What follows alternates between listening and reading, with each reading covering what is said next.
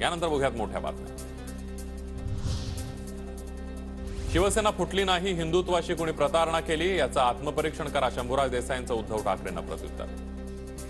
ही फुटलेली नाही, शिवसेना प्रमुखांच्या ज्वलंत हिंदुत्वाच्या विचाराशी प्रतारणा कुणी केलेली आहे याचं आत्मपरीक्षण अशा पद्धतीने टीका करणाऱ्यांनी करावं। तर हिंदुत्वावर बोलण्याचा बाडग्यांना काय अधिकार आहे असा सवाल करत विनायक राऊतांनी जोरदार टीकास्त्र डागलं।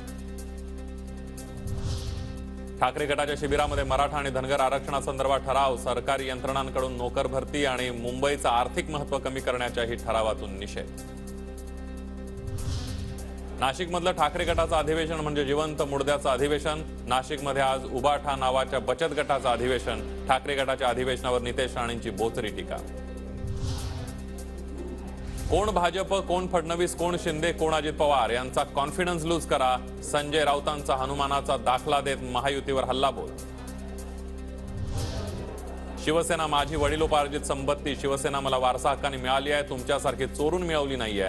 मोदींना पंतप्रधान करण्यासाठी शिवसैनिक झटला, उद्धव ठाकरेंचा शिंदे गट आणि भाजपवर जोरदार निशाणा। रामाच्या नावावर मिळणाऱ्या मतांवर शिवसैनिकांचं लक्ष नाही, आमदार भास्कर जाधवांचा टोला, प्रभू रामचंद्र कुणाची खासगी मालमत्ता नाही, आम्ही सुद्धा अयोध्येला जाऊन दर्शन घेणार असल्याची दिली माहिती। मराठा आरक्षणासाठीच्या सर्वेक्षणाला सुरुवात, धाराशिवचे जिल्हाधिकारी डॉक्टर सचिन ओंबासे सर्वेक्षण पथकासोबत झाले सहभागी, 31 जानेवारीपर्यंत चालणार सर्वेक्षण। मराठा आरक्षणासंदर्भातील क्युरेटिव्ह याचिकेवर सरन्यायाधीशांसमोर उद्या सुनावणी, मराठा समाजाच्या वतीनं खुली सुनावणी घेण्याची मागणी।